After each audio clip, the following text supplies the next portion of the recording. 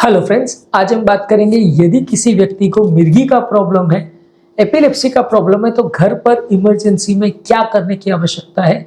यदि किसी पेशेंट को मिर्गी हो रही है और पहली बार हुई है या बार-बार हो रही है तो क्या-क्या चीज़ों का विशेष ध्यान रखने की आवश्यकता है, कब पेशेंट को हॉस्पिटल ले जाने की आवश्यकता है और हॉस्पिटल ले जाने से पहले या हॉस्पिटल ले जाने के दौरान क्या चीज़ें करने की आवश्यकता है, उस पर बात करेंगे। टॉपिक पर जाने से पहले जो लोग हमारे चैनल पर नए हैं उन्हें रिक्वेस्ट करूँ कि चैनल को सब्सक्राइब करें, वीडियोस को लाइक और शेयर करें। सबसे पहले अगर किसी व्यक्ति को मिर्गी आ रही है तो पेशेंट की सेफ्टी का विशेष ध्यान रखने का जरूरत है। पेशेंट प्रॉपर तरह से प्रोटेक्टेड हो, कोई आसपास की चीज़ों से चोट नहीं लग जाए, क्योंकि मिर्गी के दौरान पेशेंट के हाथ पांव बहुत जोर से झटकता है। ऐसे केस में आसपास जो भी चीज़ हो उससे चोट लग जाती है। मिर्गी के पेशेंट में सबसे बड़ा प्रॉब्लम यही होता है कि पेशेंट को मिर्गी से तकलीफ हो नहीं हो, चोट लगने से बहुत दिक्कत होती है। काफ़ी पेशेंट मिर्गी से रिकवर करे नहीं करे, चोट से रिकवर करने में बहुत दिन लग जाते हैं। मिर्गी से तो 5-10 मिनट में पेशेंट रिकवर कर लेता है। तो इंजरी से बचाना पेशेंट को बहुत ज़रूरी है, खासकर डेंजरस इंजरी या लाइफ थ्रेटनिंग इंजरी जिससे पेशेंट को जान का खतरा हो सकता है। कई बार क्या है, इंजरी के दौरान पेशेंट गिर जाता है, सर वर को चोट लग जाता है जिससे सर में ब्लीडिंग हो जाती है, जो कि बहुत डेंजरस है। कोई कोई पेशेंट ऐसी जगह पे गिर जाते हैं जहाँ पे उनको जान का खतरा हो जाता है। तो ये सारी डेंजरस सिचुएशन है जिससे पेशेंट को आपको बचाना है। और आसपास से जो भी चीज़ें अवेलेबल है या जो भी चीज़ें पड़ी है उनको थोड़ा दूर हटा दीजिए, क्योंकि कई बार क्या होता है कि जोर से पेशेंट झटकता है हाथ और आसपास की कोई भी चीज़ पर चोट लग जाती है। आप खुद भी पेशेंट को अगर सपोर्ट कर रहे हैं तो थोड़ा सा आप खुद को बचाना ज़रूरत है, क्योंकि कई बार पेशेंट बहुत ज़ोर से हाथ पाँव झटकता है तो आपको भी चोट लग सकती है। जो पेशेंट को कंट्रोल करने की कोशिश कर रहा है उसे भी चोट लग सकती है। तो यदि आप पेशेंट को कंट्रोल कर भी रहे तो 2-3 लोग मिलकर उसके हाथ को प्रॉपरली अगर आप सपोर्ट करके कंट्रोल कर सकते हैं तो करिए, पर अदरवाइज आप बिल्कुल अनप्रोटेक्टेड वे में आप अगर पेशेंट के आसपास बैठ जाते हैं तो आपको भी चोट लग सकती है, कोई जोर से पेशेंट का हाथ आपको लग सकता है। इसके अलावा पेशेंट को एक कुशन में या ऐसे कोई चीज़ों को उसके सर के पास रख दीजिए ताकि सर पे बार बार चोट नहीं हो। कई बार नहीं तो मिर्गी की हालत में पेशेंट सर से को जोर से पटक देता है, उससे उसको चोट लग जाती है। तो ज़्यादातर आपको कोशिश करनी है कि पेशेंट का सर को खासकर अपने एक पिलो से या तकिए से प्रोटेक्ट करें।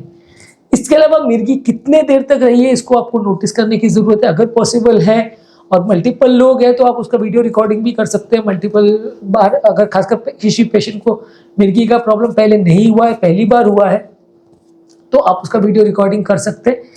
हालांकि ऑब्वियसली ये चीज़ बहुत अच्छी नहीं मानी जाएगी कि अगर पेशेंट को मिर्गी आ रही है और एक बंदा रिकॉर्डिंग कर रहा है, लेकिन ये डॉक्टर को ज़रूर वाइटल इन्फॉर्मेशन दे सकता है कि किस तरह का मिर्गी था, क्या था, और हो सकता है ट्रीटमेंट करने में उसकी थोड़ी बहुत मदद कर सकता है, दवाइयों का कोर्स डिसाइड करने में मदद कर सकता है। कितनी देर मिर्गी चली एटलीस्ट ये नोट करना ज़रूरी है।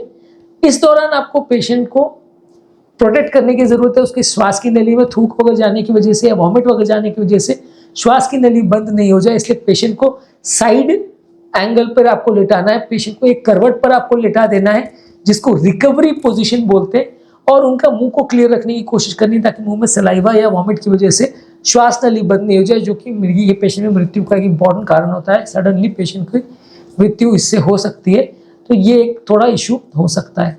ज़्यादातर गाइडलाइंस ये कहती है कि आपको पेशेंट को पकड़ के या बांधने की कोशिश उतना नहीं करना चाहिए। पेशेंट अगर हाथ पांव पटक रहा है तो वैसे पेशेंट को अगर आप बहुत जोर से दबोचने की अगर कोशिश करते हैं, मिर्गी को रिस्ट्रेन करने की कोशिश करते हैं, तो उससे पेशेंट को फायदा के बदले नुकसान होता है। यदि पेशेंट को मिर्गी हो रही है तो स्पेशलिस्ट ज़्यादातर यही कहते हैं कि उसको हाथ पांव अगर वो झटक रहा है, बशर्ते उसको चोट ना लगे, उसको झटकने देना चाहिए। मे बी अगर आप उसको बेड पर कर सकें और बेड पर वो हाथ पांव झटके ताकि चोट ना लगे, तकिया भी हो, तो ज़्यादा अच्छा है। लेकिन पेशेंट को बहुत ज़्यादा रिस्ट्रिक्ट करने की कोशिश नहीं करनी चाहिए, इससे पेशेंट को भी इंजरी बढ़ती है और आपको भी इंजरी बढ़ती है, और पेशेंट को थोड़ा लॉन्ग टर्म प्रॉब्लम्स आने का चांस भी बढ़ जाता है। फ़ायदा कुछ खास नहीं होता है। इसके अलावा एक और मिर्गी के साथ भ्रांति लोगों की ये है कि लोग मुंह में कोई चीज़, रुमाल वगैरह या चप्पल वगैरह डालने की कोशिश करते हैं। इससे कई बार ये होता है कि पेशेंट का दम घुट सकता है या पेशेंट को इंजरी हो सकती है। कई बार लोग क्या है, पेशेंट जबान ना काट ले इसकी वजह से मुंह में कुछ डालने की कोशिश करते हैं। गाइडलाइन जैसा रिकमेंड नहीं करती। ये मिसकंसेप्शन है कि पेशेंट के मुंह में चीज़ों को भर देने से उसको इंजरी नहीं होगी या चोट नहीं लगेगी और उसको दांत नहीं, ऐसे जबान नहीं कटेगी। लेकिन आपको बहुत ज़्यादा मुंह को आप खींचने वगैरह की कोशिश करोगे और उसमें कुछ ठूसने की कोशिश करोगे तो कई बार फ़ायदा होने के बदले इंजरी ही हो जाएगी और पेशेंट को फ़ायदा नहीं होगा। तो इससे चीज़ों को आप अवॉइड करिए। कोई भी टाइट कपड़े अगर पेशेंट ने पहने हुए, खासकर गले के आसपास, तो उसको हटा दीजिए, क्योंकि कई बार उससे चोकिंग हो सकती है और पेशेंट को, खासकर टाई या टाइट कॉलर पेशेंट ने पहना हो तो गला चोक हो सकता है, तो उसको हटाने का प्रयास करिए। ज्यादातर पॉसिबल है कि आपको पैनिक नहीं करना है, काम रहने की जरूरत है। खासकर अगर पेशेंट को पहले की मिर्गी की हिस्ट्री है तो आपने कई बार अगर सिचुएशन देखा हो तो आप कंफर्टेबल रह सकते हैं। जहाँ कहीं पहली बार अगर होता है तो लोग को लिए उसको मैनेज करना मुश्किल होता है, पर फिर भी आपको कोशिश ये करनी है कि रिलेटिव्स को काम रहने की जरूरत है। और अगर पहली बार मिर्गी या डेंजरस तरह की मिर्गी हो रही है तो एम्बुलेंस को बुला लीजिए तुरंत, ताकि पेशेंट को हॉस्पिटल शिफ्ट किया जा सके। क्योंकि मिर्गी वैसे तो अगर किसी को बार बार हो रही है तो हर मिर्गी के लिए हॉस्पिटल शिफ्ट करने की जरूरत नहीं है, लेकिन अगर पहली बार किसी को हो रहा है और खासकर उम्रदराज पेशेंट में हो रहा है, हार्ट के पेशेंट में हो रहा है, तो डेफिनेटली फिर आपको एम्बुलेंस को बुला लेना चाहिए, क्योंकि काफ़ी बार वो डेंजरस हो सकता है। ज़्यादा से ज़्यादा क्या होगा, आपको हॉस्पिटल जाना पड़ेगा, 2-4 घंटे मारने के वापस आ जाएंगे। लेकिन वैसे सिचुएशन में कई बार हॉस्पिटल शिफ्ट करना पेशेंट को अच्छा रहता है, सेफ्टी बढ़ जाती है। और अगर कोई डेंजरस प्रॉब्लम है जिसकी वजह से वो मिर्गी आ रही है, जैसे कभी कभी हार्ट के पेशेंट में भी आ सकता है, पेशेंट का ब्रेन का ब्लड सप्लाई कॉम्प्रोमाइज हो जाए तो मिर्गी हो सकती है। तो वैसे सिचुएशन में क्या है, अगर आपने बहुत वेट किया और एम्बुलेंस को लेट बुलाया तो जान का खतरा हो सकता है। अगर कोई मिर्गी 5 मिनट से ज्यादा चल रही है और एक मिर्गी के बाद अगर दूसरी मिर्गी हो रही है तो फिर डेफिनेटली आपको पेशेंट को हॉस्पिटल शिफ्ट करने की आवश्यकता है। पेशेंट का मिर्गी को टाइम करिए। अगर पेशेंट को ऑलरेडी मिर्गी का प्रॉब्लम है, दवा अगर ले रहे हैं, फिर वैसे पेशेंट को मिर्गी आती है तो वैसे में हर बार आप शिफ्ट करें ऐसा जरूरी नहीं है, लेकिन अगर पहली बार आई है और 5 मिनट से ज्यादा चल गई है तो आपको डेफिनेटली पेशेंट को शिफ्ट करना चाहिए, खासकर कार्डियक पेशेंट्स में। इसके अलावा मिर्गी होने के बाद जब पेशेंट कॉन्शियस ओरिएंटेड अलर्ट हो जाता है तो पेशेंट को प्रॉपरली आप उसको रिकवरी पोजीशन में लेटा के एक करवट पे ही रखिए जब तक वो पूरी तरह से होश में नहीं आ जाए। पेशेंट को इस समय चलने वलने के लिए कोशिश मत करिए। अगर आप पेशेंट को ऐसे टाइम पर चलाने वाली की कोशिश करते हो तो वापस से वो अनकॉन्शियस हो सकता है, बेहोश हो सकता है, बीपी कम हो सकता है।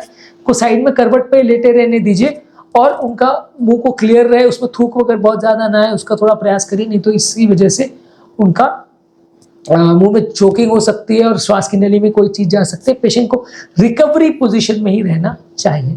जहां तक पॉसिबल है पेशेंट का मेडिकल अटेंशन होना चाहिए। पेशेंट की जो मिर्गी वगैरह की दवाइयां हैं, अगर एक बार भी मिर्गी आया है उसको प्रॉपरली मैनेज करने की जरूरत है ताकि अगली बार इस तरह का प्रॉब्लम नहीं हो। मिर्गी क्यों हुआ, अगर उसके लिए MRI या EG स्कैन वगैरह जो हॉस्पिटल में कराया जाएगा वो करने की आवश्यकता है, और अगर प्रॉब्लम है तो फिर आपको पेशेंट को उस हिसाब से ट्रीट करना जरूरी है। इसके अलावा अगर किसी पेशेंट को बार बार मिर्गी आने का प्रॉब्लम है तो घर पर ऐसी चीज़ों को अवॉइड करिए जिसमें शार्प एजेस हो।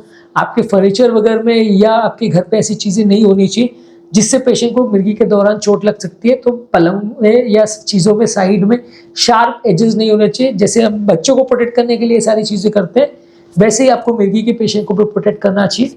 पेशेंट अगर कहीं बाहर जा रहा है तो उसके पर्स में मेडिकल कार्ड होना चाहिए।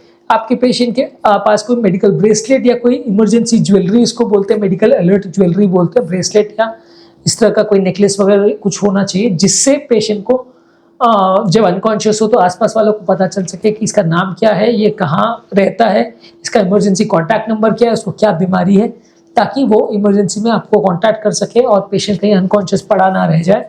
तो इसके लिए पेशेंट कभी बाहर जाए तो वैसा कोई कार्ड उसके पास हो, पर्स में विजिटिंग कार्ड हो, ऐसा कोई ज्वेलरी भी उसने पहना हो तो ज़्यादा अच्छा है। मल्टीपल चीज़ें हो तो ज़्यादा अच्छा है, क्योंकि कई बार क्या होता है कि ऐसे टाइम पे कोई मदद नहीं भी करता है। कोई पेशेंट में कभी कभी ऐसा भी हो जाता है कि पेशेंट की कोई इंपॉर्टेंट चीज़ कहीं चोरी भी हो जाए, मोबाइल में अगर कोई नंबर्स है या पर्स में अगर कोई कार्ड है वो चोरी भी हो जाए। तो मल्टीपल चीज़ें आप रखिए, मोबाइल में भी रखिए, पर्स में भी रखिए। कोई नॉन एक्सपेंसिव ज्वेलरी, मतलब मेडिकल अलर्ट ज्वेलरी का ये मतलब नहीं है कि आप गोल्ड की ज्वेलरी रख दो। आपको नॉन एक्सपेंसिव कोई मेटल का ऐसा ज्वेलरी है, ऐसा कुछ ब्रेसलेट रखना चाहिए जिसमें कोई व्यक्ति उसकी मदद कर सके और पेशेंट को एटलीस्ट हॉस्पिटल शिफ्ट करवाने में, सही लोगों को इन्फॉर्म करने में मदद कर सके। इसके अलावा पेशेंट को कितने बार मिर्गी हुई है, कितने बार एपिसोड हो चुके हैं, छोटी देर के लिए हो रहे, ज़्यादा देर के लिए हो रहे, ये सारी चीज़ों को डॉक्यूमेंट करके रखिए। क्योंकि साल भर के बाद जब डॉक्टर आपको पूछता है कि पिछले 2 साल या 5 साल में कितने बार मिर्गी हुई तो आपको कुछ याद नहीं आता, आप सोचने लगते हो, एक दूसरे से पूछने लगते हो, तो वो आपके पास रेडी होना चाहिए। तो उससे डॉक्टर को क्या है, कैलकुलेट करने में मदद मिलती है कि ये व्यक्ति को इतने बार मिर्गी हो चुकी है, फ्रीक्वेंसी बढ़ रही कि घट रही, हम दवा को कम कर सकते हैं, बढ़ा सकते हैं। तो उसका अपने पास एक नोटिफिकेशन या एक मोबाइल ऐप में या अपने डायरी में कहीं रिटर्न आपके पास होना चाहिए। जब कभी पेशेंट को मिर्गी हो तो उस समय पेशेंट के आसपास एक दो लोग को रहना चाहिए जो एम्बुलेंस को भी कॉल कर सके और पेशेंट की मदद भी कर सके। उस समय पेशेंट को अकेला मत छोड़ दीजिए। पेशेंट को हाँ बहुत ज़्यादा परेशान मत करिए, लेकिन अकेला भी मत छोड़ दीजिए, क्योंकि अगर आप अकेला छोड़ देते हो तो जान का खतरा हो सकता है। तो पेशेंट के पास रहिए, उसको मदद करने की कोशिश कीजिए। जो जो चीज़ों से मिर्गी ट्रिगर होती है उसको अवॉइड करने का कोशिश कीजिए। कई लोग को नींद ना आने से, लाउड साउंड से, स्ट्रेस से, लाउड कोई नॉइज़ हो उससे, फ्लैशिंग लाइट से, अल्कोहल से, ये सारी चीज़ों से मिर्गी हो सकती है। इनको जहाँ तक पॉसिबल है आपको अवॉइड करना चाहिए। मेडिसिन हर हालत में अगर मिर्गी की चल रही तो उसको बंद नहीं करना चाहिए। काफ़ी लोग को मिर्गी तब आती है और उसी दिन आती है जिस दिन आप मिर्गी की दवा सडनली मिस कर देते हैं, क्योंकि उस दिन पेशेंट का ब्रेन एक तरह से ओवरड्राइव में चला जाता है। ये मिर्गी की दवाएं ब्रेन को एक तरह से सप्रेस करती है, और सडनली जब मिर्गी की दवा का इफेक्ट चला जाता है तो ब्रेन ओवरड्राइव में चला जाता है, तो उसी टाइम मिर्गी होती है। तो आपको ज़्यादातर वैसे पेशेंट में दवाइयाँ मिस नहीं करनी चाहिए। इसके अलावा आपको कुछ इमरजेंसी में मिर्गी के लिए जो मिडाजोलम या डायज़ीपम करके टैबलेट्स आती हैं, ये आपको रखने की आवश्यकता है। ये मुंह में डिजोल्व होने वाली टैबलेट्स या मोशन के रास्ते डालने वाली जो इनिमा आती है, वो सारी चीज़ों को आप रख सकते हैं। इसको रेक्टल मेडिसिन या ओरल माउथ डिजोल्विंग मेडिसिन, ये दो वैरायटीज़ में आती हैं। ये दोनों ही आप घर पे रख सकते हैं। जब किसी को लंबे समय तक मिर्गी हो रही है और वो कंट्रोल नहीं हो रही है तो आप ये मेडिसिन पेशेंट को दे सकते हैं। तो इससे मिर्गी को कम करने में मदद हो सकती है। बार बार किसी को मिर्गी आ रही है, इनफैक्ट पहली बार भी अगर आ रही है तो ब्रेन के डॉक्टर से मिलना आवश्यक है और मिर्गी का सही कारण जानना ज़रूरी है। मिर्गी के बारे में आपके पेशेंट के सारे फैमिली मेम्बर्स, फ्रेंड्स, रिलेटिव सबको पता होना चाहिए, और इसके बारे में कोई सोशल स्टिग्मा नहीं होनी चाहिए। जैसे दूसरी कोई बीमारी होती है, BP, sugar, cholesterol, heart attack है, वैसे ही एक बीमारी है। मिर्गी होना किसी व्यक्ति का दोष नहीं है, तो इसके बारे में कोई सोशल वो नहीं होना चाहिए कि यार इसको तो मिर्गी का प्रॉब्लम है। ऐसा नहीं होना चाहिए, क्योंकि वैसे में पेशेंट और ज़्यादा डिप्रेशन में चला जाता है और उसकी लाइफ और ख़राब होती है। ऐसे केसेस में क्या है कि मिर्गी के टाइम घर पर क्या मैनेज करना है, किसको क्या रोल करना है, किसको क्या चीज़ों में सपोर्ट करना है, वो पहले से निर्धारित होना चाहिए। नहीं तो क्या है, जब भी मिर्गी आती तो लोग पैनिक में चले जाते हैं और मैनेज नहीं कर पाते। तो वो सारी चीज़ें घर पे प्रॉपरली बैलेंस्ड और मैनेज्ड हो तो ज़्यादा अच्छा है। और ऐसे पेशेंट्स में घर वालों को ये भी इंकरेज करना चाहिए कि घर वालों को पेशेंट को बार बार सपोर्ट या अच्छी तरह से बिहेव करने की आवश्यकता है। नहीं तो आप पेशेंट के साथ बदतमीजी करेंगे, मिसबिहेव करेंगे, उसको नीचा दिखाने की कोशिश करेंगे, तो वो बुरा फील करेगा और डिप्रेशन में चला जाएगा, जिससे उसकी कंडीशन बिगड़ सकती है। तो जहाँ तक पॉसिबल है उसको इमोशनल सपोर्ट भी देने की आवश्यकता है। पेशेंट को और फैमिली मेम्बर्स को बीमारी के बारे में और उसके टाइप्स के बारे में, उसके मैनेजमेंट के बारे में सब कुछ आना चाहिए, नहीं तो बीमारी को मैनेज करना मुश्किल हो जाता है। ये इस बीमारी और हर इमरजेंसी वाली बीमारी में ज़रूरी चीज़ है।